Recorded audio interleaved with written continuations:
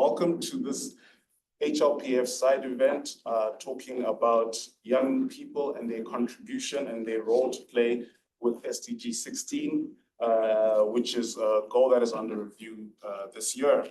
My name is Themba Mahleka. I'm a senior program officer with the Pathfinders for Peaceful, Just, and Inclusive Societies, which is part of New York University's Center on International Cooperation. I have the honor of being your moderator for today. Before we get started, I just want to acknowledge the permanent missions to the United Nations of the Dominican Republic, the Kingdom of the Netherlands, and Uruguay for hosting this meeting, as well as our partners in HIL, OECD, UNDP, USAID, and World Justice Project that co-organized this meeting with Pathfinders. And finally, I would like to acknowledge the Baha'i international community for providing this lovely space and these great facilities that we are enjoying this morning. Without further ado, I would like to hand over to the Honorable Minister of the Dominican Republic, Vice Minister, His Excellency Luis Madera, Minister of Economy, Planning and Development for the Dominican Republic, to provide us with some opening remarks. Over to you. Thank you very much. Good morning and welcome to this significant side event, the Intergenerational Dialogue for Young People as Catalyst for SDG16. It is with great pleasure that I welcome you on behalf of the permanent missions of the Kingdom of Netherlands, Uruguay, and the Dominican Republic in the United Nations. Pathfinders for peaceful, just, and inclusive societies, HIL, OECD, UNDP, USAID, and the World Justice Project. We are delighted to have you join us, whether here in person or online. Today's gathering is a testament of our shared commitment to the 2030 Agenda for Sustainable Development, with a particular focus on SDG16, which seeks to promote peace, justice, and strong institutions. The importance of youth engagement in achieving this goal cannot be overstated. Young people are not just future leaders, they are present catalysts for change, bringing innovative perspectives and solutions to the forefront of global development efforts. The statistics are stark. 5.1 billion people worldwide still lack meaningful access to justice. This is a sobering reminder of the immense work that lies ahead. The contribution of our youth are more vital than ever. They are uniquely positioned to advocate for fair and just legal systems, reduce inequalities, and foster inclusive societies. By empowering young people, ensuring their full, equal, and meaningful participation in decision-making and policy-making, and their particular aspirations and needs, we can bridge gaps in our legal systems and make justice accessible for all, particularly for the most vulnerable, and accelerate progress in promoting peaceful and inclusive societies, building effective, accountable, and inclusive institutions to all the levels. This year's high-level political forum holds significant importance as it focuses on reviewing SDG16. This forum presents a unique and critical opportunity to highlight the invaluable contributions of young people and to enhance their active participation in driving progress on SDG 16.3. Dominican Republic is proudly a member of Pathfinders and of the Justice Action Coalition. The particular initiative, the Pathfinders Young Justice Leaders, exemplifies the approach I just mentioned. We are very glad to count with the participation of Eva, Anoushka, and Grace with us to tell us a bit of this diverse group of young change makers committed to advancing access to justice for all. In Dominican Republic and across the world, we have seen firsthand the power of youth engagement in driving social change. Our young people have been at the forefront of movements advocating for human rights, social justice, and environmental sustainability. Their passion and resilience serve as an inspiration for all of us and should be a guiding force. It is through their active involvement that we can achieve meaningful progress toward SDG 16. Let me emphasize that intergenerational dialogue is not only about youth learning from seasoned leaders, but also about established leaders gaining fresh perspectives from our youth. Together, we can co-create people-centered and with a human right-based approach solutions that ensure access to justice for all. Intergenerational dialogue, but also intergenerational solidarity is something that Dominican Republic has promoted strongly in the negotiation of the Pact to the Future and the Declaration on Future Generations. The Pact poses a significant opportunity to recognize young people as catalysts in achieving SDG 16.3. As we proceed with today's discussions, let us remember the words of the political declaration from the SDG Summit 2023. The 2030 Agenda remains our commitment to the children and youth of today so that they may achieve their full human potential as critical agents of change and torch bearers of the 2030 Agenda for current and future generations. In closing, I would like to express my deepest gratitude to our esteemed speakers and participants who will be sharing their invaluable insights and experience today. Your presence and engagement are crucial as they work towards our common goal. I foresee a fruitful and engaging dialogue. Thank you very much.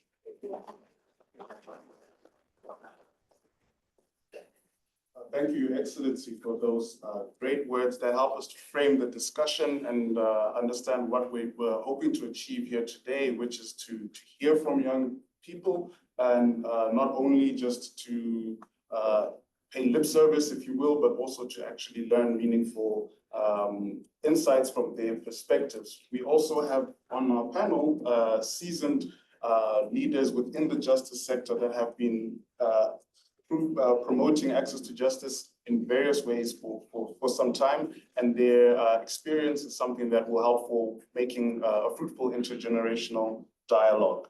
I will ask the grace of the more seasoned speakers on the panel for us to break away slightly from protocol, and I will do an introduction of our speakers in an alphabetical order in sort of a symbolic way of inclusivity and having a real seat at the table.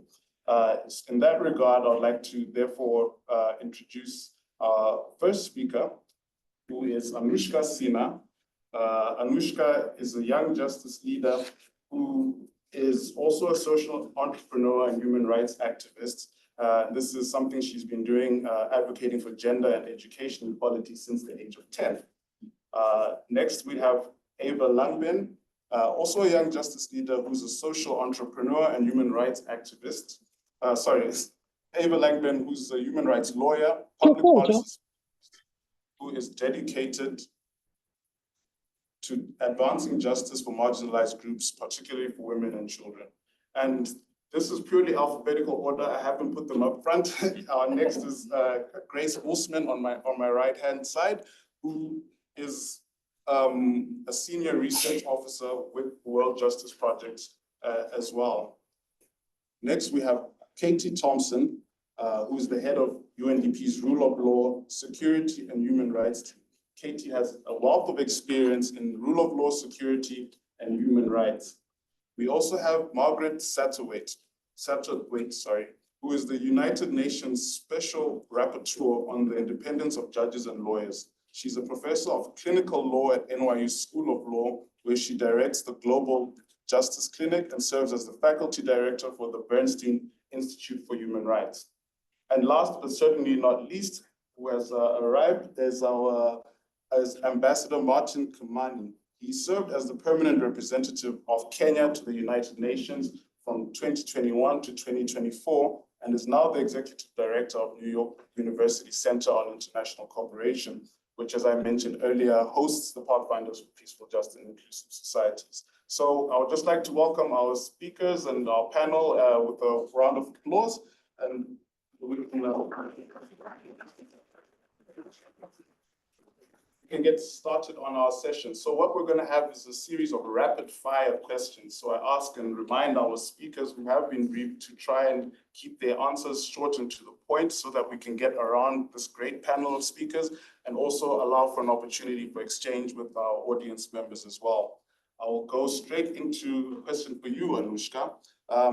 When we were talking about young justice leaders and their contribution, we spoke about people-centered justice. But can you explain to us what is meant by people-centered justice and why does it resonate with young people? Thank you so much and good morning, ladies and gentlemen. Today, 1.5 billion people have unresolved justice problems. Justice is at the very heart of attaining the 2030 agenda set forth by the United Nations. It is what forms the fabric of the society and also the world that we live in, and it's the thread that binds together all of the SDGs. The whole idea of people-centered justice is to shift the focus from the machineries, institutions, the building, to the recipient, which is us, the people. It is participatory and inclusive in nature. It works to keep the people's goals and aims in mind, and it allows for them to solve justice problems in the matters which is most inclusive and accessible to them. It allows for them to have access to accelerated, inclusive, fair, and accessible justice delivery throughout their justice journeys, thus strengthening their belief in the justice system.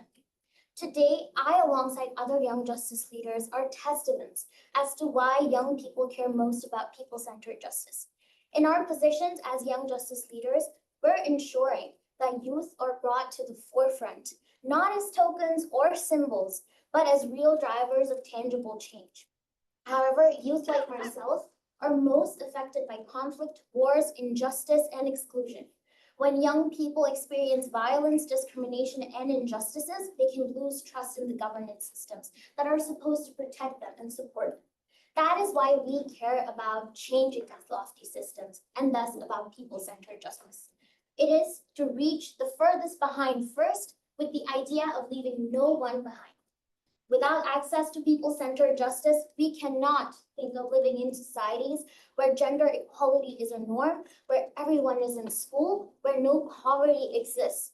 Because without access to justice, we cannot live in inclusive and equitable countries. Thank you, Anoushka, for that framing and hearing why this is something that is important to you. And it sounds like really like a calling for you and many other young people. And it's exciting and fascinating to see. I shift the focus to Ava. I wanted to know from you if you can tell us about this Young Justice Leaders Program. It today also serves as a launch of the event. You have all been appointed into the second cohort, but today is your first official event. Please explain to us what the Young Justice Leaders are, how this is going to feed into the SDGs and reduce the global justice gap. Thank you, Themba, and good morning, everyone.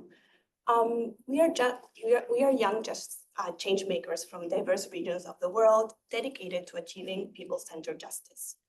We represent innovative youth voices, and our goal is to influence the international discussion and research on access to justice.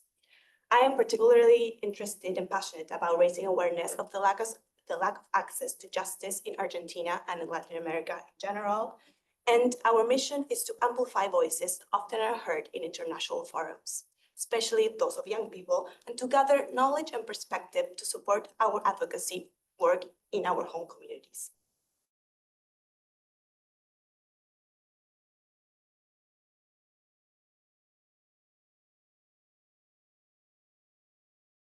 On sustainable development, by providing a space for meaningful intergenerational dialogue such as this one, research and advocacy, it promotes a people-centered approach to justice.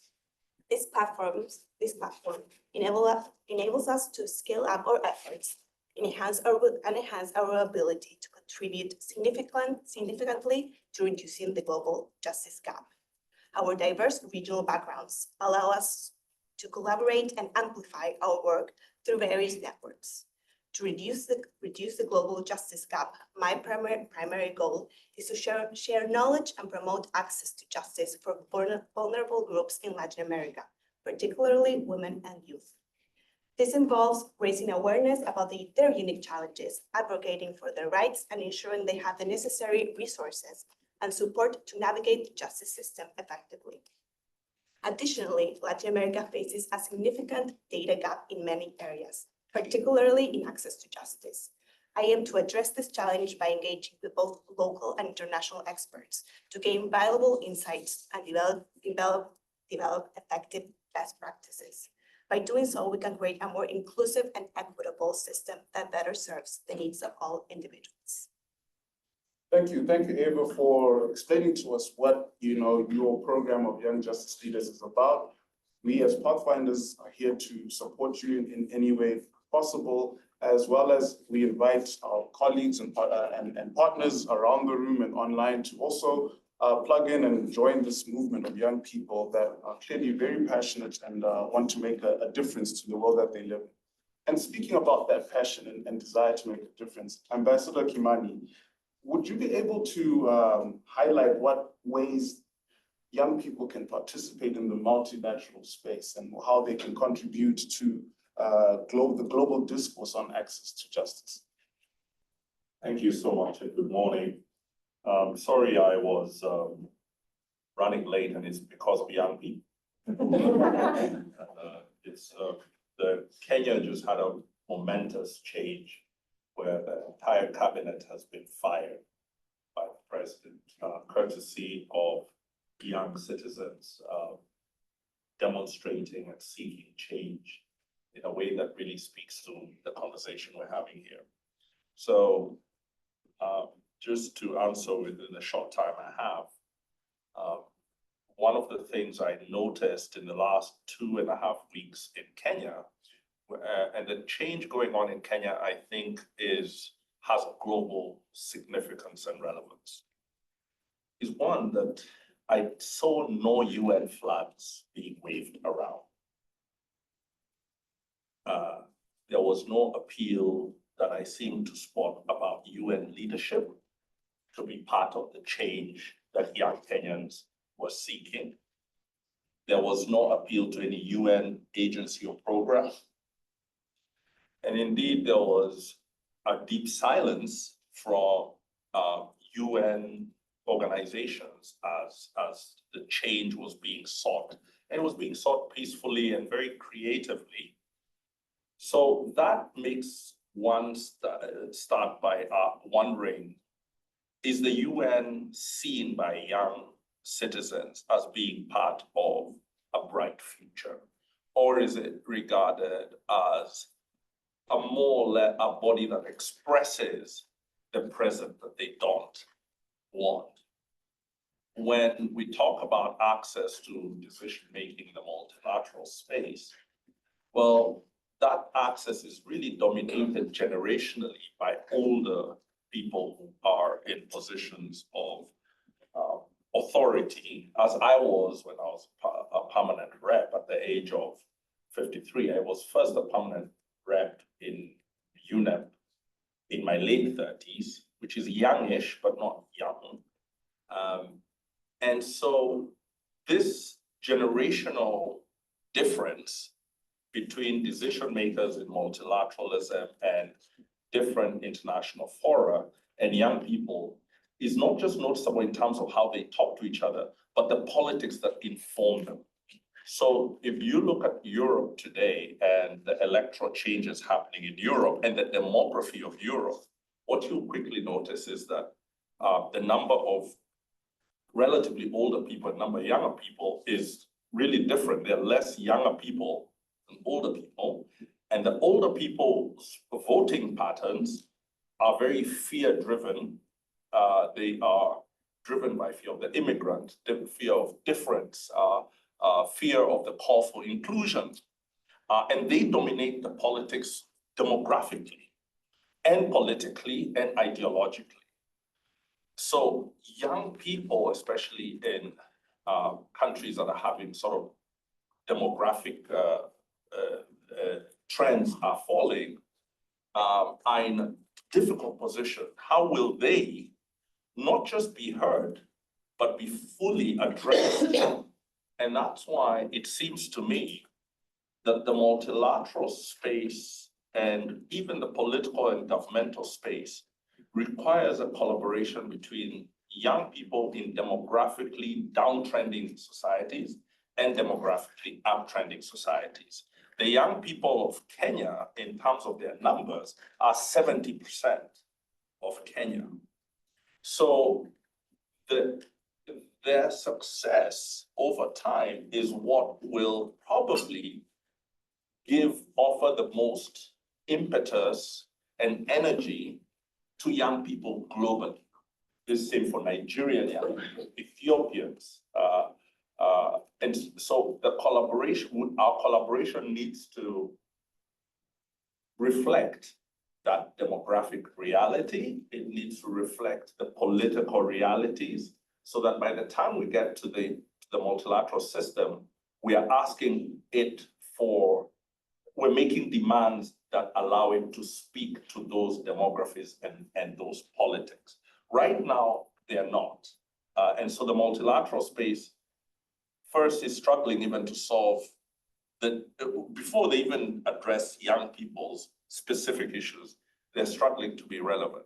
So you're going to need to have a change that is going to come from the countries, from young people, and lift and change the multilateral system much more than the multilateral system is going to do the reverse. I'm sorry not to be sounding such an optimistic note on multilateralism, but multilateralism, to be relevant, must be relevant to the young people, especially of Africa, whose demography, I think, is what is going to lift the world to a different place.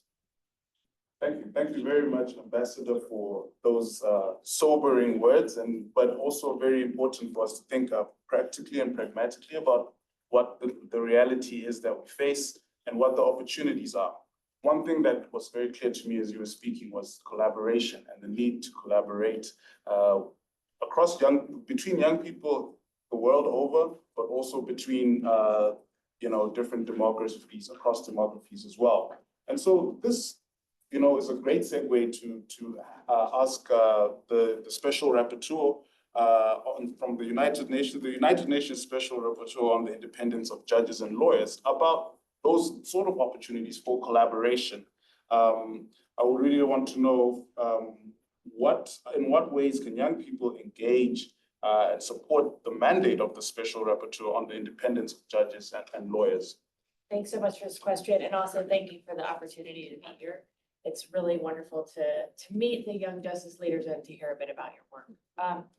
So I guess I would reframe by saying, how can young justice leaders push me in my mandate? Because I think that actually would be what I would invite. So my mandate is about traditionally the independence of judges and lawyers being a backbone of rule of law, being part of the important way that democracy is protected legally. And it has traditionally kind of engaged with judges and lawyers, given that that's what its name is. For me, the mandate also includes community justice workers. It really includes all justice workers who are working toward advancing access to justice. And so I would invite you to engage with my mandate as a space to get your voice into the discussion and as a way of hopefully bringing some of these perspectives to kind of the machinery of justice. And let me just tell you what I do as a mandate holder very, very briefly so you can get a sense of what the actual pathways are for engagement. So the first thing is that I write thematic reports. So I write 2 of those a year. The one that I wrote last year for the General Assembly was on legal empowerment as a crucial people-centered justice strategy. And the purpose here was really to say the mandate wants to advance legal empowerment, and let's shine a light on how it's actually improving access to justice. The second, the report I just wrote and delivered to the Human Rights Council last month was on autocratization and democratic decline, kind of the way that autocratizing governments are trying to take over judicial systems. And this is a place that I think it's something everyone is concerned about, and it's a space where the voices of young people have been absolutely crucial in pushing back. And so here I would say, look for those calls for submission. This sounds not exciting, but it's a real way of influencing mandate holders. There will be calls for submission on the topics of our mandate, and you can put in a short submission where you talk about your work it's so crucial to us to get that kind of input from young justice leaders, and for my mandate especially. So that would be the first thing. Engage with us in that very sort of formalistic way, but it's also a simple way to get your voice heard. The second thing I do is official country missions, and this is of course dependent on governments to invite me to visit them. When I do that, I try very hard to make sure that I have time to meet with civil society, not only judges and lawyers, who are super crucial, of course, but also people who are trying to use the justice system. And so this is another way. If I'm going to a country that you're working in, that you have expertise on, please engage with me on that front as well. Give me advice about who I should be engaging with, what I should be looking at. The third thing is communications. So I do have a process of writing to governments when allegations of human rights violation are brought to my attention. It's something I work on very hard. The number of communications that come to my desk are overwhelming. But I have to say, I'm not seeing a lot coming from young justice advocates. So I would very much welcome communications. Those are useful, I think, when they open a door to advocacy. So governments take these very seriously and they engage and write a response, and then they become public. That can be a way for you to kind of open, hopefully, the door, knock on the door, hopefully find it open, or rally around the door in order that it becomes open. And I think that that kind of communication can also be helpful. So those are a couple of specific ways that I would encourage you to engage. And then I would also encourage you just to look at the full panoply of mandate holders, because there are 50 something now, which is huge. And they're on topics across the spectrum of human rights. And I think they really are a way of accessing the Geneva human rights system and making use of it in a way that can advance your goals as young justice leaders. Thank you for those very clear and concrete ways that young people, not only the young justice leaders, can engage with your mandate as well as other mandate holders. You know, there's been an invitation that's been put out to the young justice leaders, and hopefully you take it and knock on the door and rally around the door if need be as well. Grace, I'll hand over to you or come to you just to you know, maybe play devil's advocate here to say why the young justice leaders. They've told us what, you know, the goal and the vision is, but there's a lot of platforms. So tell us why you know we need yet another platform around SDG16 and so forth. Thank you.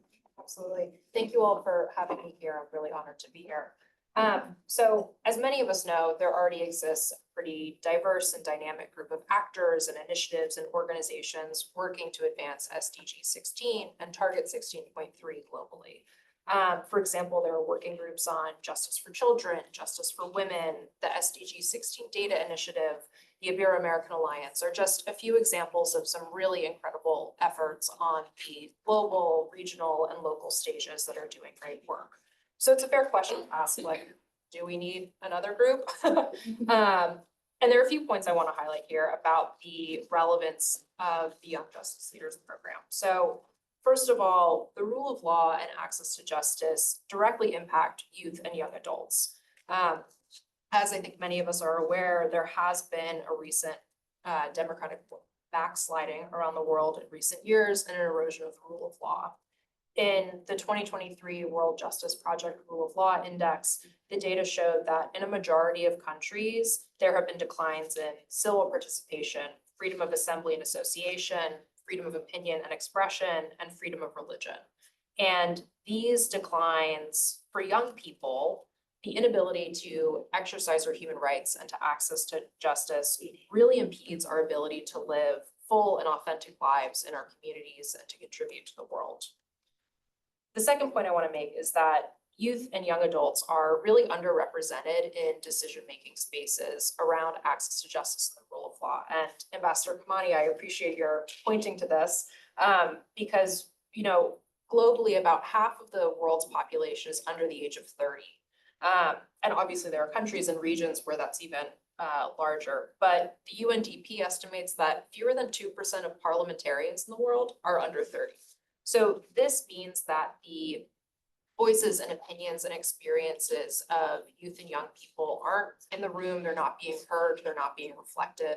And this is particularly problematic given that we are the folks who are going to have to bear the brunt of today's decision-making in the years and the decades to come. And the last point I want to highlight about why this initiative is important and why it matters to me, while there are a lot of really incredible existing initiatives going on in the space, there isn't one that particularly emphasizes youth and young people and young adults specifically.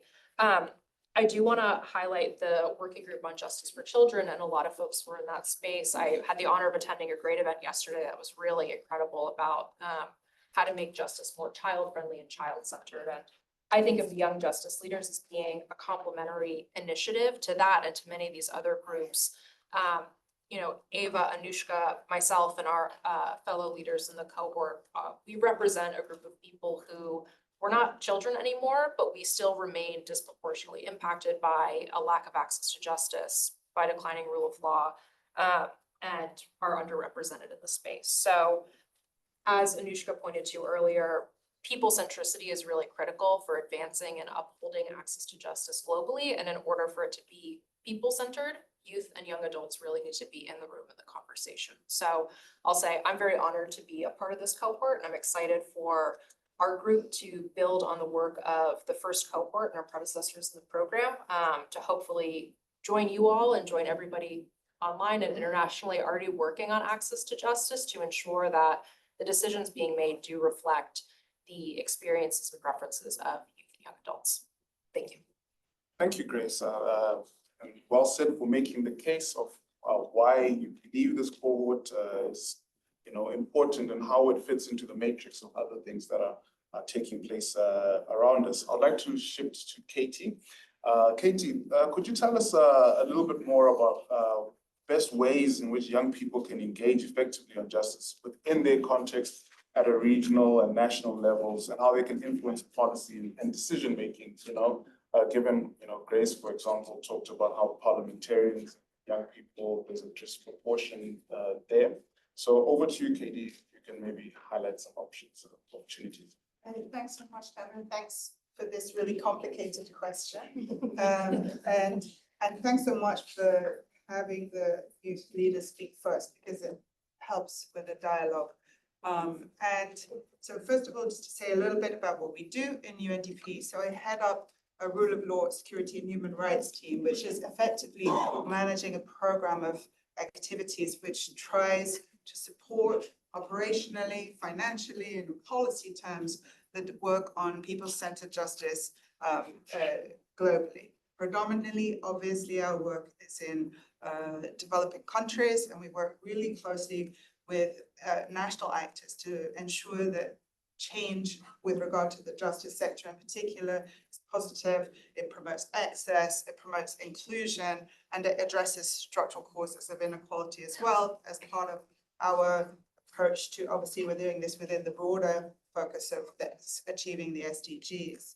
We have some great work in Dominican Republic, and I just want to highlight that, the great efforts that have been made by your ministry there, and we've been hope to continue that partnership over time. We also try to drive policy and programming guidance of this rather large network that we have of country offices and programs in a way that really enables our colleagues to work with partners to move away from an institutional focus to be able to serve communities in a way that is tangible and makes a difference, let's say, speedily, right? At the same time, I want to emphasize that working with institutions is not bad necessarily. We all are here representing an institution of some kind. It sounds like a heavy old person's word, but institutions are ultimately what needs to be transformed to bring about change. And the process of working with civil servants, with justice actors, and with civil society at national level is really a process about thinking about policy making in general and how we understand ordinary people's needs and translate those into actions that are tangible and operational and budgeted at national level. It's all quite boring, right? It's about being a really good civil servant, supporting our colleagues at national level to be able to bring about change which is sustainable over time. Now, as part of that, what we've wanted to do through taking this approach of people-centeredness is to really support our partners in terms of understanding the justice needs and then being able to tailor services to address those justice needs. And that's part of our own people-centered justice policy approach, which is of course based heavily on a human rights-based approach, which is the champion of all of our development programming. And what I want to say is, I'm really happy to hear that the next cohort of the youth justice leaders, and I would really like to engage that group within the process of our policy making and support to our country offices, especially in where you have specific country interests, to see how we can respond to the priorities you have. So that's a commitment from our side.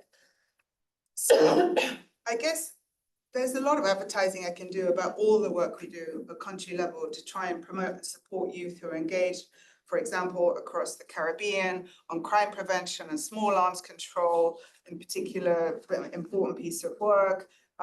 We have a lot of participation in peace building and prevention work. We have, for example, in Colombia and in the Great Lakes region, where we are supporting through our country offices youth-led initiatives that are dealing with complex issues of local peace building, dialogue, intergenerational dialogue around complex issues of peace, security, arms control, how their communities are affected. We also have a youth advisory group on business and human rights, which is how corporations are operating to implement the UN guiding principles on human rights. And that's a very big focus in the Asia Pacific area. And I think that if I wanted to pick a piece that I'm the most proud of in terms of what we support, that would probably be an area I'd flag. In Asia Pacific, work on business and human rights, the global, the regional conversation is really a big one. It's really an important one because it cross-cuts a number of different rights areas across different sectors of industry. And that has a lot of impact across this huge region and huge populations and many different sectors and support and populations affected. But I think the business and human rights agenda and the agenda of, let's say, social development, as it may be renamed under the social summit that will happen next year, I think there's a big space there for influencing policy direction and transforming social into human rights approach and a just approach. It's not going to be straightforward, so I really would recommend you pay attention to that conversation should you wish to influence the multilateral sphere. Next point, if I have another minute, which is, I'm not really sure if the multilateral sphere is ultimately the one we want to hold up as the place that will bring about macro level change. I might disagree respectfully with the ambassador on this point. I think it's really positive that if change can happen locally, regionally, and nationally without the intervention or engagement of the United Nations. I think this is really positive. And I think obviously the United Nations currently stressed is under strain in terms of meeting, let's say, having agreements across the board on what can be done on the major issues of peace and security of our time. At the same time, that type of polarization and challenges are not necessarily happening at local level or at regional level. I'd like to think that our colleagues in the agencies, funds and programs are very active supporting the groups you're talking about. I don't think their name needs to be in the headline. I think that the people who are making the change is what needs to be in the headline. But nevertheless, what I do agree with is that from the UN side, UN country teams in particular, there is clearly a lot more that we can be doing to working across the board to support civil society organization, including youth organization, because it's an area where, because we're partnering with governments, we're not always doing as well as we should, but we should commit to doing more. So I completely agree with that. I have tons more to say about how I would advise my younger and wiser colleagues to engage in this sphere. I'm going to end just on this question with this point though. Justice as an outcome is quite different from justice as a process within the courts. And I think it's really important, and justice as a principle of engagement in policy making is also a different thing again. And these terms collide with each other because justice is so attractive. actually being in a court fighting your case is pretty miserable. I'll say that. I've done it myself and I've been a lawyer myself. It's pretty miserable. We all want to avoid courts unless we know the outcome is going to be positive. But justice is an outcome, and justice as a principle of policy making is a different piece. And my advice would be to pick your fight. Which one of those is it? Of course, they intersect, but be clear that they're different. Thank you, Katy, for those, again, really concrete examples of opportunities for young people to engage. Thank you for reminding us about that people-centered justice is not about necessarily moving away from institutions, but actually strengthening and making institutions more effective.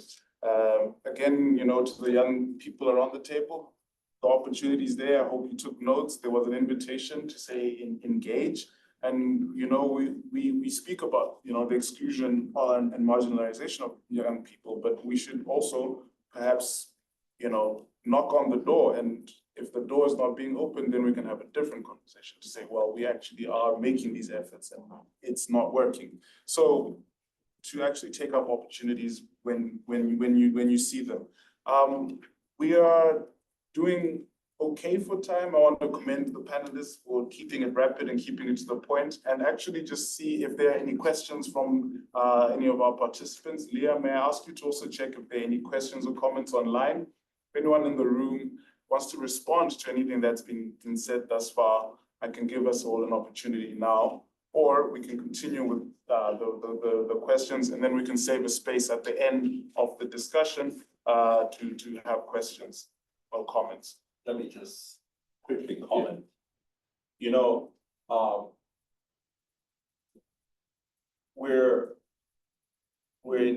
I've been really trying to listen, I think, more than I have ever before. And young Kenyans made me do that. And I came to the reluctant conclusion that my generation, I'm in my early 50s, has pretty much done what we could, for good or bad. And so now our job is to do two things: to mentor where we can, and to protect young people's movements from our own fears and our own limitations. But we should get off the stage now. And it's very important to understand when to get off the stage. Now, for young justice leaders, I think we also need to see at what point are we engaging official bodies in official ways, and at what point are we part of movements? Because it's movements that change the world and offer the real input, but you can't do that all the time. So the young people in Sudan, the young people in parts of the Middle East, the young people who are under exceptional pressure in terms of war, insecurity, and forms of oppression and suppression, they need a movement, and they need you. And that's why the act of building coalitions like the Young Justice Leaders and these kinds of coalitions is so crucial today, because you have to pick up and use your voice and your ability to give them sometimes the lifeline and the opportunity for their voice to be heard at a time when perhaps their voice is being suppressed literally at the end of bullets and bombs. And you have to then, in your country, hold the government accountable for that, for its international posture and for its foreign policy. And that's where the multilateral system comes in. You've got to put the multilateral system under more pressure.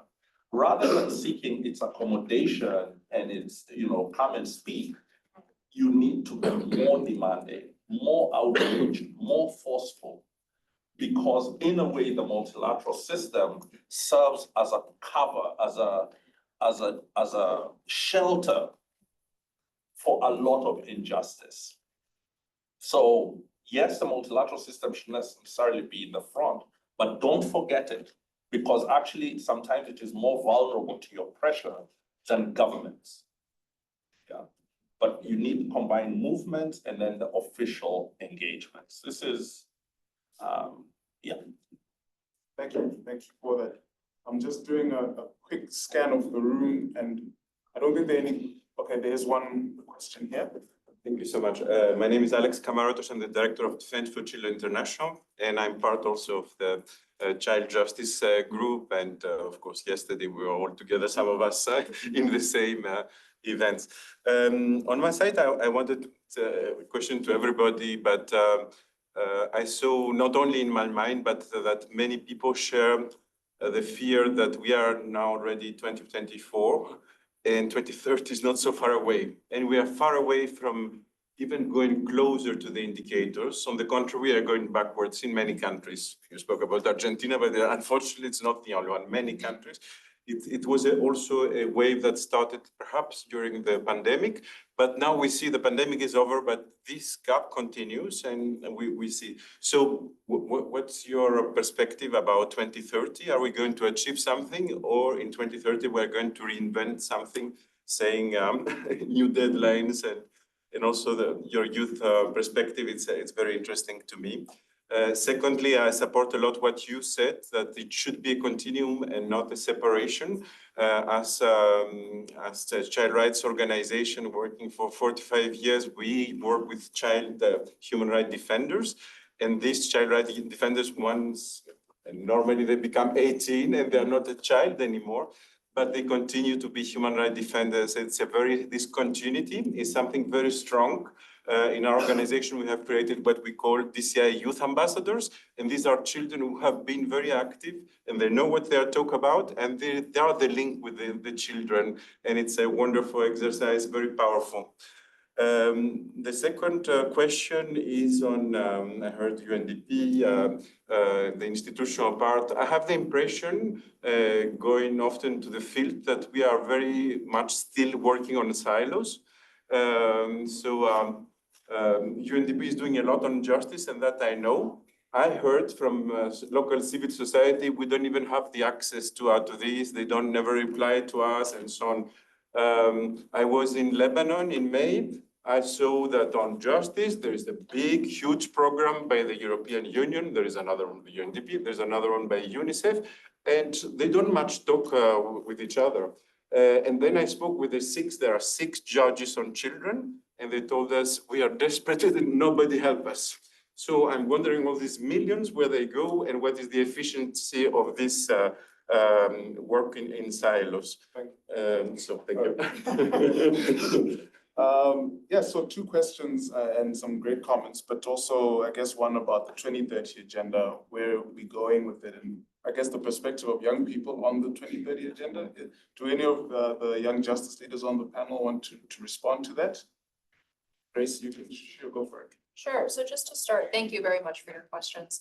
To the question on if we're on track for 2030, I would argue, at least with regard to SDG16, specifically target 16.3, the data indicates we're not. For example, indicator 16.3.2 on the rate of pretrial detention shows that globally about 1/3 of people who are detained have not been convicted of a crime. And that figure has, at the global level, remained stagnant for at least a decade, I believe about 2, if I'm not mistaken. So that's just one lowlight from the data. We also know, a lot of people don't have access to the dispute resolution mechanisms they need, and that disproportionately is a struggle encountered by women, by people living in poverty, and people who experience overlapping deprivations. That's a finding from some research from the World Justice Project from last year. So to be frank, looking ahead to the next 6 years, I think there is a lot of positive change happening. I don't think it is reasonable to think that we will achieve all of target 16.3 by 2030. That being said, I hope that the continued gaps serve to really galvanize continued action and advocacy. And I don't know what comes after the 2030 agenda. I presume that we will coalesce around another set of goals moving forward. And I just hope that whatever is not yet achieved by 2030 remains at the forefront of the conversation, especially recognizing that access to justice and the rule of law, achieving these goals is really critical for achieving all development goals, eradicating poverty, ensuring gender education, upholding human rights. So while I think that there's still going to be some gaps come 2030, I'm hopeful that we can build from that and not call it a loss, but hopefully moving forward, use it to drive change. Thank you. That's great, Grace. Thank you for that sobering perspective, but also that there's some hope and opportunity in there as well. And basically, an opportunity for us to think differently and pivot while there's still time to make an impact. Katy, I think there was next question was about UNDP and Not specifically, it was the general working and separate, it was not targeting UNDP. I can take it. But you're here, so. Yeah. Okay, well. The others are not. Thank you. Be good to gather a few more questions. I'll try and tackle these. So at the top, I want to agree with Martin's point about not holding back on any target audience. I also want to agree with his point about me retiring soon so I can give the floor to someone else because it's exhausting doing this work. And I think at some point you run out of ideas on how to be transformative. So I don't really want to retire. So I really want to just get some sort of innovation and thinking into how we operate in this sphere, especially because of the challenges highlighted around the 2030 agenda, the challenges we've noted in the peace and security domain, the challenges with how poorly development aid is organized, which is really not the responsibility of the United Nations system. I might direct you to the OECD DAC on that particular point. We'll come back to that. But on all of these challenges, all of these pieces are extremely complex and they're refined and differentiated and require many different levers of change and engagement. So we have a lot in this conversation, which is, so it's quite a large conversation. So don't hold back in all of those spheres. Be aware that change anywhere is going to be helpful at this point. However, the next piece is thinking politically. Everything we do is political, not with a big P, not party political, but change is political. So it's about learning how to activate change, identifying influences, understanding the political economy of change, understanding the importance of bureaucracy and bureaucrats in bringing about change, importance and where we target our messages at which time. All of that, those skill sets are really important. It's really helpful to be a lawyer in that environment, but think politically too, because bringing about change is always about power, it's political. So in relation to the question about where is the UN country team, I think I'm the only UN person here, please anyone else speak up, but I acknowledged in my conversation that I think we need to do better with regard to working with outside of partnerships with government. I think we already do a lot, but I think that's an area where we can always do better. Even when we're not working directly with civil society though, we are frequently engaging with governments and policymakers with regard to civic space and human rights issues, which is about the enabling environment for civil society to be active. Very tough area, very challenging. Even the Human Rights Office struggles. We will struggle to bring about change, but it's where the UN really needs to stay most unified through the resident coordinator and using all the levers that we have to bring about change, including the impact of special rapporteurs, really important voices in the UN system. So that's an area, I think, which is different from directly engaging civic actors, but is an important one. Whether we message that as well as we should is an important question, and we could do better probably. Your question was about how we organize ourselves in terms of development aid and support to the justice sector. And frankly, comparing the European Union with the UNDP agency, it's apples and pears. The European Union are implementing a lot of money with national counterparts against national priorities. And sometimes they use the UN as an implementing partner. Often they don't. Often they will use a European-based entity, and they will be focused on making sure the taxpayers of the European Union are getting results for the change and the investment that they work. And sometimes they will work with us very closely to design those structures, and sometimes they will not. Our advocacy from the UN side is that all actors in the rule of law and justice space work together with our national counterparts, with the ministries, with the judiciary, with groups of legal aid actors and activists to organize the support to the sector in a coordinated way. The main actors who don't want to do that, to be honest, is not the UN agencies, it's the donors themselves, or the partners themselves. The governments want the coordination. So OECD is where I would send that advocacy piece. It's an important piece.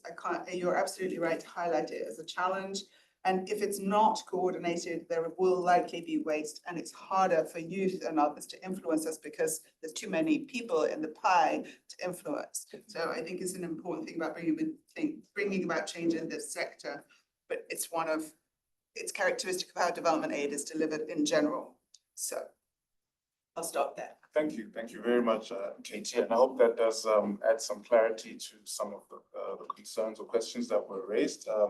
So we're going to go into a quick round. There's a question from someone. Okay, we'll take it after, yeah, because we're in the last sort of half an hour of the discussion. We want to maybe engage with the panel a bit more, and then we'll have, if time permits, a second round of questions. And we'll start with a question online, Leah, just so that we make sure that we are also engaging with those online. I just wanted to, go back to, a point Ambassador Kimani made, and just to briefly ask around, we are at a space where young people are starting to be invited more. Sometimes it looks like it's optics, this panel, we should have a young person on the panel as people are outputting it, but it's, I've heard that, there's tokenism that, that is being used just to say that we are engaging young people. Is there any way of avoiding that or addressing that as young people? Is there any advice you have around that, kind of tokenism? Well, to make it more personal, I have young people in my house, and they have strong opinions about what I do. And I've made it over the years a habit of taking them with me into the room. So they've gone with me to see the Secretary General, they've gone with me, and I insist on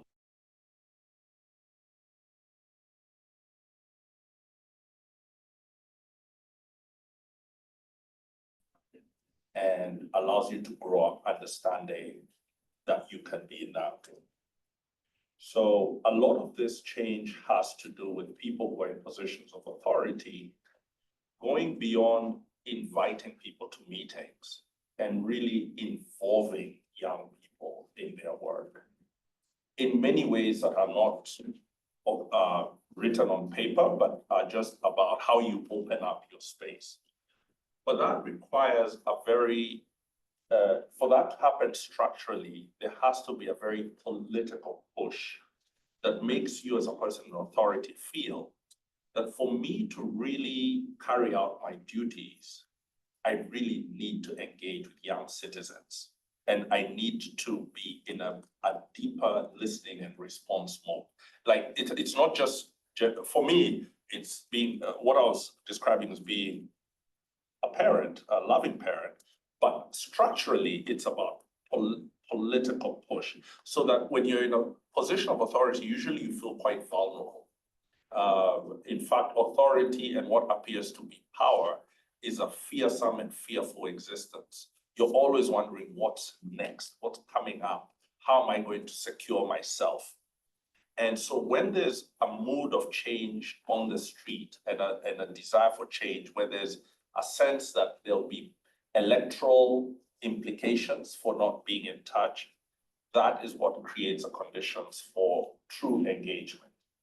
And then finally, I think, just to answer that, we need a vision of what technocratic excellence is. And is a vision of technocratic excellence, when you think of an excellent technocrat, do you think of a 45-year-old with multiple degrees? Or do you think of a 30-year-old with multiple degrees? Like, what is excellence? And because my country, in the 1960s after independence, most of the cabinet secretaries were in their 30s. And the permanent secretaries were some in their late 20s. And they did a phenomenal job. But somehow this has shifted in how professional life is structured. And we live longer, we hang around our jobs longer. And so now at 53, I seem to be relatively young compared to many people in authority. You have people in their 80s still trying to rule and to govern countries. So there's been this elongation of professional life that allows people to stay in office for a very long time when they're in their 50s and 60s. I think we need to redefine, and that may need to be the change that happens in schools of public policy, in universities, in different forums that begin to accept the fact that you can be a relatively young leader and lead effectively. You can be 31, 32 and be the Attorney General. There's nothing absurd about that. That needs to be something that is not thought of to be astonishing. So how do we do that? I think that's a challenge for how we put together leadership programs, how we put together what mentorship means, and the sorts of ethical and moral pressure we put on people who are older. And Katy, I could not agree more. At a certain point, your ideas sort of dry up. You know, you're trying, you have a lot of experience, but you don't know the world the way you used to. Because there's something about being in a position of authority that also cuts you off from everybody. You jump out of your Mercedes into the building, back into your Mercedes. I don't do. But, yes. But my point here is that there's an ethic of leadership. There's a shaping of our political and technocratic imagination that makes young people appear to not qualify to take over institutions. I think we need to fight that. One of the ways we can do that is perhaps with the next Secretary General. Perhaps the next Secretary General, this Secretary General has done a brilliant job on gender equality. Perhaps one of the next challenges for the next Secretary General is to bring a cabinet that includes young people, not youngish like me. Yeah. Thank you, Ambassador, for those remarks.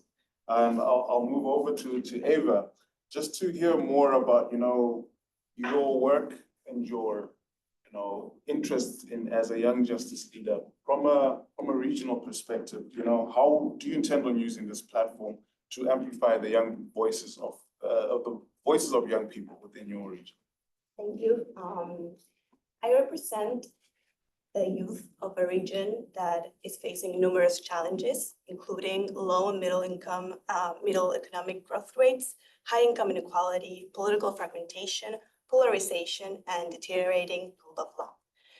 Latin America is often overlooked in studies of the Global South, resulting in recommendations that sometimes fail to consider the unique realities of this region. This exclusion overlooks both the challenges and successful mechanisms of access to justice that have emerged in Latin America. As a young justice leader, I am to bridge this gap by connecting the learning and the practices from our region with the global discourse. For example, Latin America, concerning access to justice of women, and we have numerous obstacles, especially investigating women's deaths, There's weaknesses in collecting criminal information on violent deaths, including gender-motivated ones like femicides, and there's high levels of impunity in some countries. Investigations often are ineffective or gender biased. Additionally, judicial personnel are not always specialized and may lack gender training or gender equality training. Children who are also victims face their own challenges. The justice system is not adapted to be accessible and appropriate for both children and adolescents. My idea is to connect with the local experiences and to connect local experiences with international advocacy. And my objective is to ensure that our perspectives are considered in the global justice discussions. This will involve actively engaging with policymakers, researchers, and activists to raise awareness about the issues in Argentina and in Latin America, particularly those affecting women and children. By doing so, we can push for a more tailored and effective solution that addresses our specific needs, ultimately working towards a more inclusive and equitable justice system for all. Thank you.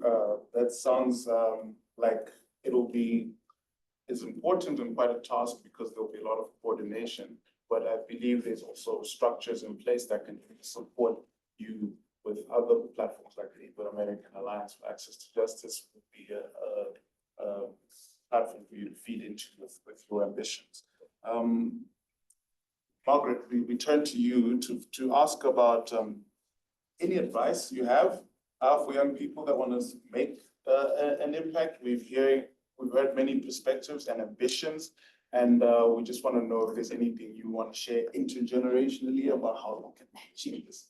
So I think it's always funny to be asked for advice by leaders who are showing with their work what the way forward is. So I just want to acknowledge that. I also get asked for advice from my students a lot. I think it's a wonderful strategic manner to engage those of us who are older. But I also want to recognize that it's often, we often don't have a lot to offer. But a few thoughts in response. So the first is, I think, just really holding true to your vision. And I think that means both recognizing that you have to learn about institutions and you have to learn about when is a social movement the way to go? When is it a new policy, lobbying of a system, entering into a government, serving in a cabinet? But always holding true to that vision, I think, is so crucial. And to do that, I think it requires discernment. So I think discernment is a term that I frequently try to return to, which is about holding your most cherished vision of justice and discerning how to get there, even at a moment when you're doing something super bureaucratic or highly technical. I think that's very crucial, and it's easy to forget that as you get into your higher and higher positions. So I would really suggest that. I think also ways to be a translator like you already are doing, but kind of remembering that all the time. You were talking a little bit about this, Eva, the need to kind of move between local and international. That's so crucial. And knowing when and how to bring concepts back to each of those spaces is really important. And then I think you all also have a way of popularizing core narratives. And that's really important because we really don't. So one of the things that I personally find very frustrating is kind of how do you popularize the idea of judicial independence? This is so frustrating right now, especially in places that are polarized, there's populism. It's very easy to other judges and think that they're just the elite, and it's very easy for powerful people to use that as a scapegoat. So I have been cracking my head trying to think about what are the narratives that we can use to just make popular why everyone, and especially frankly, the most marginalized need independent justice systems. And that's just an example, and I'm encouraging you to help me with that. But there are so many things like that where you are the pulse of societies and you have the pulse of it in a way that we don't. And those narratives are so crucial to any kind of social change. And then finally, this is a very specific one, but seek mentors as a strategy to influence them. And probably many of you are already doing this. But I know my student, I think it's brilliant. Oh, Meg, I really need your advice about X or Y, but actually they're trying to convince me to do A or B. I think this is a great strategy.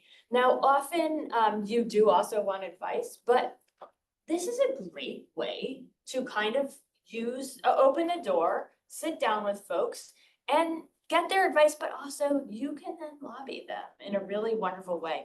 And I think it also helps them see that you have new ways of viewing things, that you have insights and advice that they need that they can then call on. And I think seeing them as a mentor also creates a relationship that can last for a long period. So that's my advice. Thank you. You prefaced this by saying we often don't have great advice and then proceeded to give some really great advice. So we appreciate that, discernment, translation, narratives. I remember I first met Anoushka a few months ago, and within, she visited us at our office, and within about 5 minutes of that meeting, there was like an Instagram story that looked like it had a whole team that put it together, and I was just blown away. And so young people can communicate effectively and rapidly. This is something that is a skill set that ought to be harnessed. Moving to Katy to learn more about UNDP, Justice Futures Collab and Programming. Are there ways in which young justice leaders can connect with this or other UNDP initiatives? Yeah, thanks. I was actually on a thought process around TikTok and judges. That's where I was going. Imagining judges transforming their reputation using TikTok and YouTube, which seems to be the best source of influence in my home anyway. So with regard to specific entry points for working with us, one thing that I was meant to flag, and I need to get this right, is that there is actually right now a call for participants for the Regional Youth Parliament on climate action in Asia and Pacific that I mentioned earlier. The deadline is the 14th of July. It is youth age 18 to 35.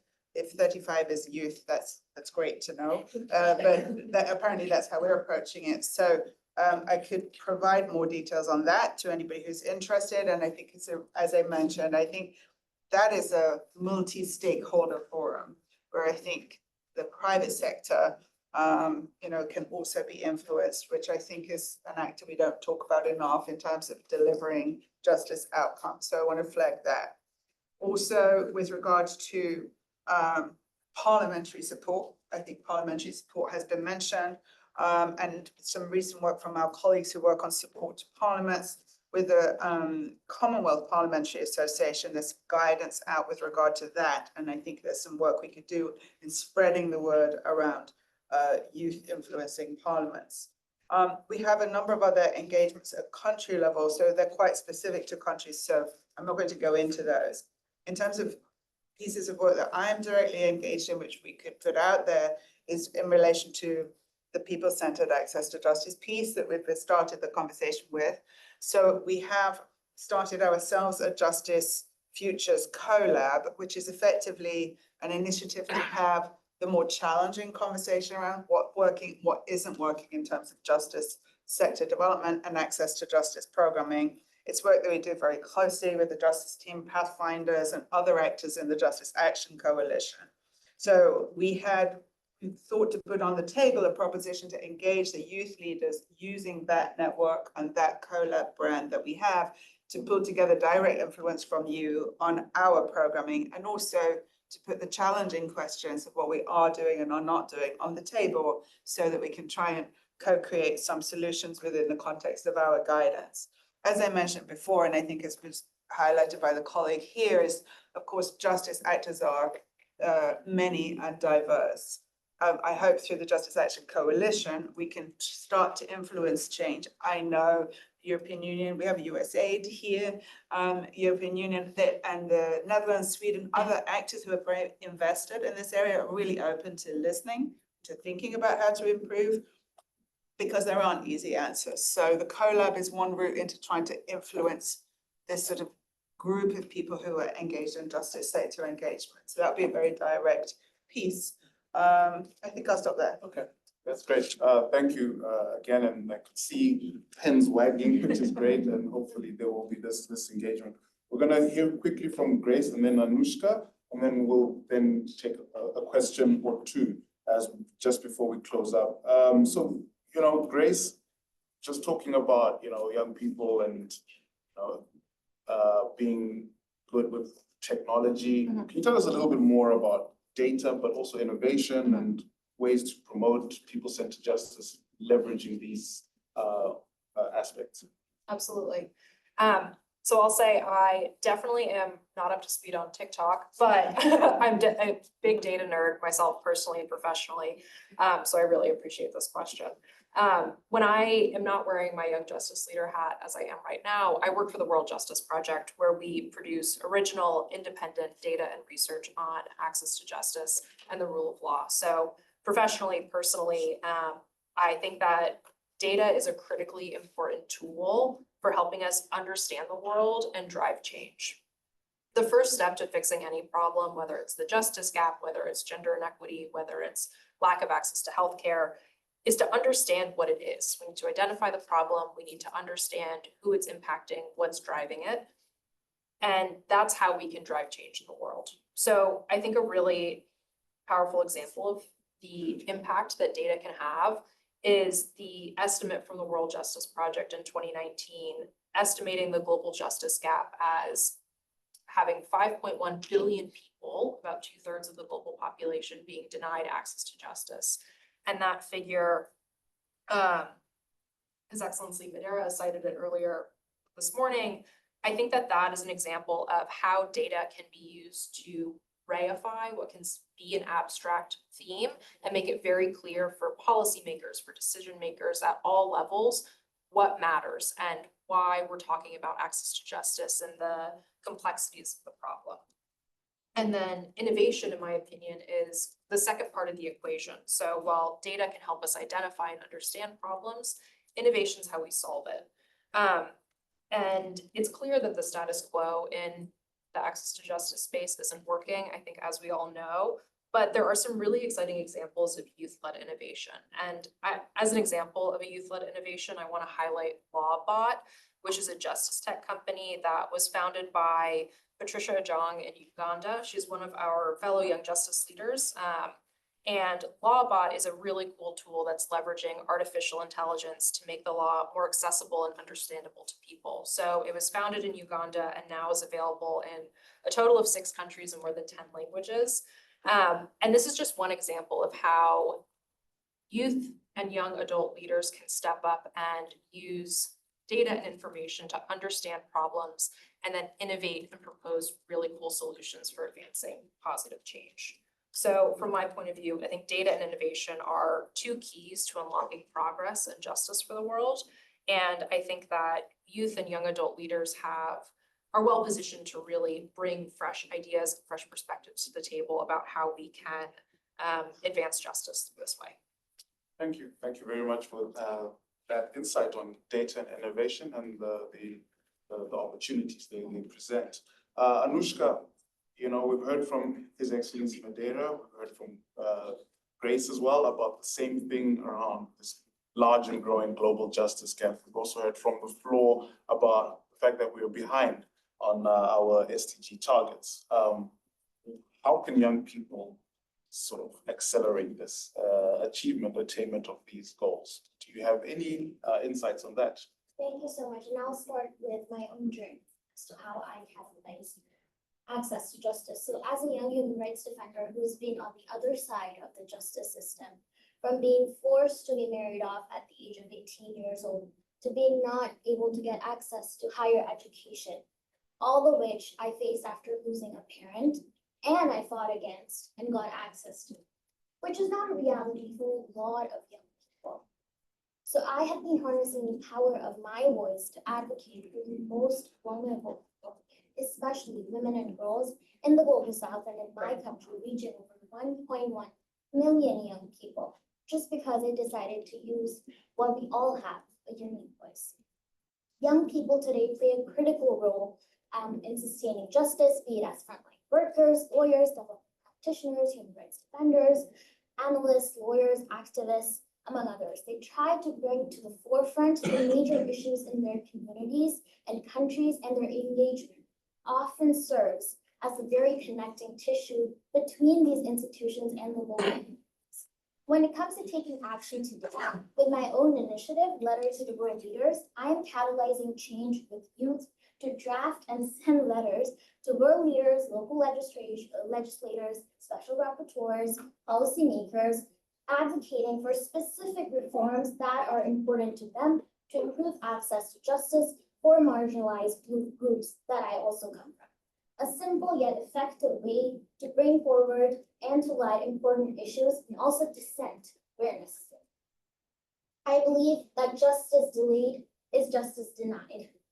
And thus many youths like myself are taking the baton and moving forward with a movement-based approach, as you mentioned, Ambassador.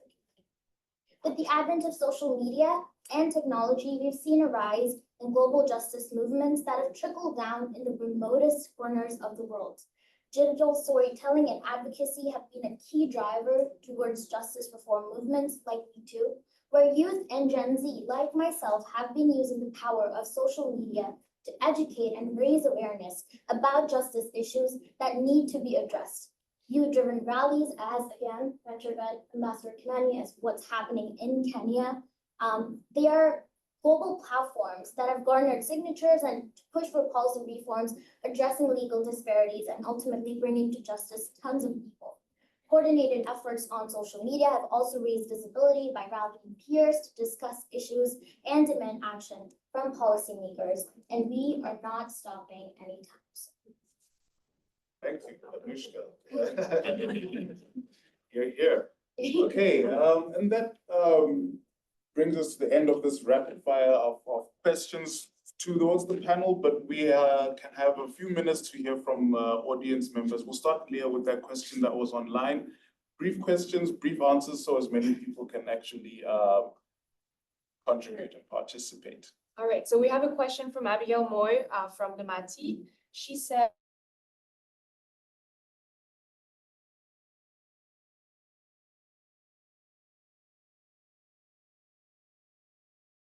and supportive of the spaces and processes that are spearheaded by younger generations. Our world must evolve to meet the justice needs of the modern era, but sometimes it's hard for people to understand how to best participate in new channels of action. Okay, I guess it's seeking advice from the young leaders. I'll let you marinate. You seem to want to take that one on. I'll ask another question if there are any in the room. Yes, Jennifer, and the last question. Great. Hello, everyone. I'm Jennifer Davidson. I work with the Working Group on Justice for Children.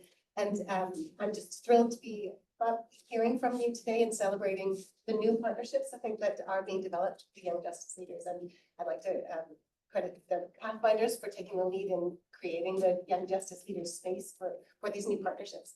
And what I want to maybe reinforce and celebrate is the notion of thinking about who is not being heard here and how are we listening more closely, and perhaps to share some very brief reflections from the Justice for Children work, specifically actually in relation to the question, Leah, we just heard here, is that we're recognizing children are amongst many of those who are sort of hidden from our understanding of who doesn't have access to justice, sometimes even more so than many other populations because their access to their rights are mitigated by the adults around them in a way that perhaps most others are not. And so we've been working at a national level with a number of partners to be looking at how do we create not just supporting movements, but actually looking specifically at systematic feedback loops that enable not just that organic movement, but also the integration through the institutions that are existing of young people's voices. And how do we make sure it's not a one-off or a tokenistic element, but actually systematically incorporated into that. And indeed, the Legal Empowerment Fund is supporting a program of work around that, where we're supporting they are supporting not only the young people to be engaged with policymakers, but also supporting policymakers to be learning what their capacity, what their skills gap might be for them in listening to young people. And so any learning that we can glean from you in your Young Justice Leaders role, we would love to learn, and we extend on behalf of the working group an extension of partnership, recognizing that you are in this sort of pivotal space. Like I'm imagining, you know, the Janus deity in the Roman, you are really, you're pivoting across multiple systems from multilateral through to really local, which is what some of you are speaking about. You're also pivoting between generations, and we really recognize the important space that you will be stepping into to be doing this, and wish you well, and please draw on us and many other extensions of support to be able to do that. It's a big role, and we see it as being really important. So thank you.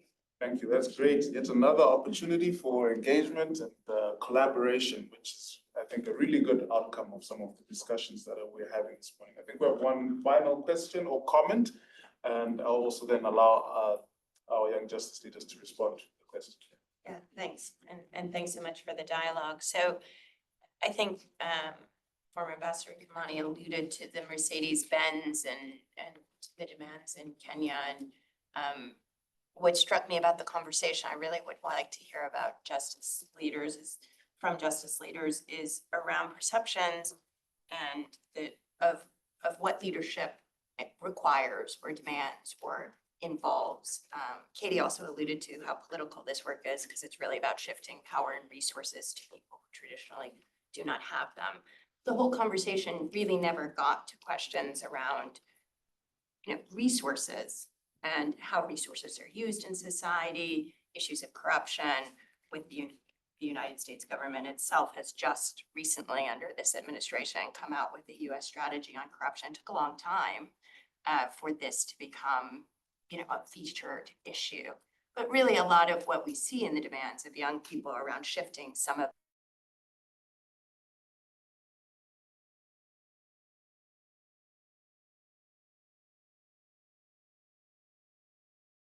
your sense of where is this intersection and what you're doing as justice leaders and understanding what the perceptions are, what the demands are of young people for differences and changes of how we use resources and power within society. Okay, great. Is that specific to someone? I'll answer it. All right. Sorry. Ava will answer. So we'll have Anoushka respond and then we'll have Ava respond as well. Thank you. Thank you so much for that question. And I think when it comes to supporting our work, oftentimes the problems that young people face is compartmentalization. People often tend to put us in boxes that we're too young or we lack experience or we don't know about the specific issue, which is also true that we cannot know about everything. So that is where you come in. With your experience, we can bridge the white spaces. We can get your advice on things that we don't and work together collaboratively in a symbiotic relationship. And we can also think about investing in youth. And it's not just about financial investment. It's mentorship, it's advice. It's talking about what we can do better. It's helping us go forward in our careers or in our journeys to access justice better. And it's also about advocating for us and supporting us verbally in rooms that we're not present in. So those are some very simple ways that you might know monetary support, how you can, support us in our movements. Thank you for that, Anoushka, and over to you. Yeah, thank you for the question. I think it's hard to find sometimes leadership, being a young justice maker. And I think that sometimes we need to also hear to the younger voices. I think sometimes we just look for mentors and older people for us to get advice, but also I think that it needs to be a continuous space where we get feedback from younger generations also, because our time as young people is kind of fleeting. It's limited in time. And specifically to the demands, I think that going back to Grace's question, we need a lot more data. Personally, I come from a country and a region that doesn't have a lot of data. And one of my biggest demands is to understand what's going on and what we need in the justice system. We need a lot more data and capabilities. And in Argentina, specifically the judicial system, that has like a lot of dark silos. Like we need a lot more transparency of what's going on, especially in rural areas or other provinces that they have their own logic. So we need a lot of data. We need a lot more studies that understand what's going on in our local communities, because sometimes we hear a lot of data about the world and what's going on, and we kind of understand that is happening to us too. But we have other problems too, and we need more intersectional data and studies to have clear demands and to, I think, advocate for change. You need to understand what's working and what's not, and for that we need a lot. And for that we need financing. And going back to, we need to finance local-led youth organizations to do this. Yes, thank you so much for the question. Thank you for that, Ava. I would like to bring us to the end of this meeting. I think there was a clear point that, there's so many other directions we could have gone into, so much more we could have dug deeper on, but, feeling that time is limited, we would have to stop here, but I invite all of you to continue to engage with the young justice leaders and to continue to ask these questions and have these conversations and work together. I'd like to once again thank His Excellency Madera for those opening remarks that helped us frame this discussion.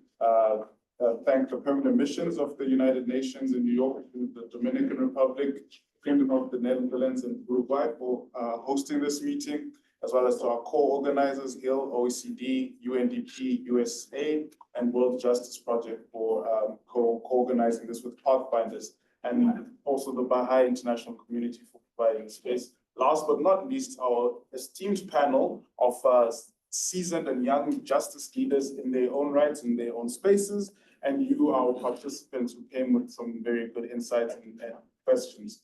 We thank you all very much for this session, and we look forward to continuing the conversation. Thank you very much.